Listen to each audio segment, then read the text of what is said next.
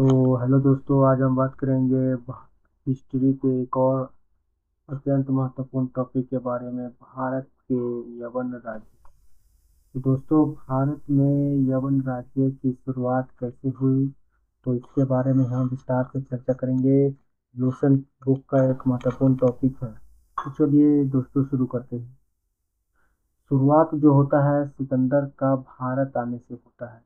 भारत में जब सिकंदर आता है तब से भारत में यवन राज्यों की शुरुआत होती है। ये देखिए, भारत में यवन राज्य की शुरुआत होती है, ठीक है।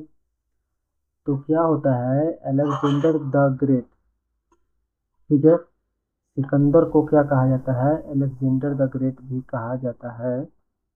तो वो जो भारत आता है तो उसका सामना जो पोरस से होता है, ठीक है। उन दोनों के बीच में लड़ाई होती है, झेलम नदी के किनारे युद्ध होता है उन दोनों का, ठीक है। उसमें जो है पोरस हार जाता है, लेकिन उनकी वीरता को देखकर सिकंदर जो है वापस राजा पोरस को बना देता है, ठीक है।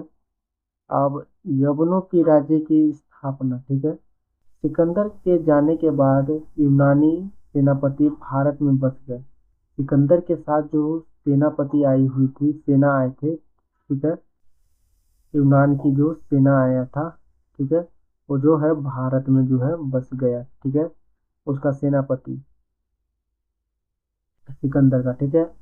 और अब भारत के उत्तर पश्चिम अफगानिस्तान पंजाब के छोटे छोटे राज्य यूनान बन गए थे, ठीक है। और उसने जो है एक राज्य स्थापित कर लिया, ठीक है। सिकंदर का जो सेना आई थी उसके साथ वो यहीं पे रुक गया, लेकिन सिकंदर वापस चले गया और उसने जो है भारत के उत्तर पश्चिम अफगानिस्तान पंजाब में छोटे छोटे यूनानी राज्य बना गए, ठीक है। तो ठीक है, उसके बाद क्या हुआ, महान राजा महाजन महान यवन राजा मिंदार, ठीक है। ये जो राजा बनाया सिकंदर के सेनापति ने 300 से 200 ईसा पूर्व के मध्य, ठीक है। उसके बाद तीसरा पॉइंट आता है, भारत में यवन राज्य राजा मिंडार के बारे में है, ठीक है।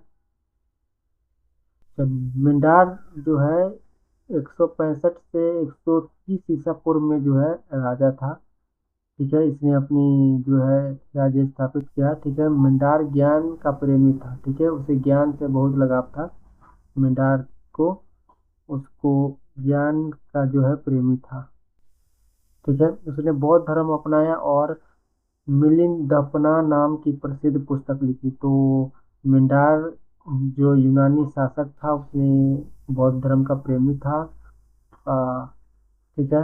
और उसने एक पुस्तक लिखी यहाँ पे, ठीक है। और ज्ञान का प्रेमी था, याद रखिएगा। आगे चलिए, यवनों का प्रभाव, ठीक है। 200 से 100 ईसा पूर्व के जो है प्रभाव क्या रहा यवनों का। तो गंधार कला, जो यवनों के राज्य के समय जो है गंधार कला विकसित हुए, सुंदर सिक्कों का निर्माण हुआ, विज्ञान दर्शन और विज्ञान का दर्शन हुआ, भारतीय संस्कृति का यूनानी संस्कृति से मिलन हुआ, ठीक है। जब जो यूनानी यहाँ पे आके जब बस बस गए, ठीक है। दोनों संस्कृतियों का आपस में मिलन हुआ। तीसरा है यवन राज्यों का अंत, ठीक है। 100 ईसा पूर्व के बाद हुआ, ठीक है। यवन राज्यों का अंत कब हुआ, 100 ईसा पूर्व के बाद।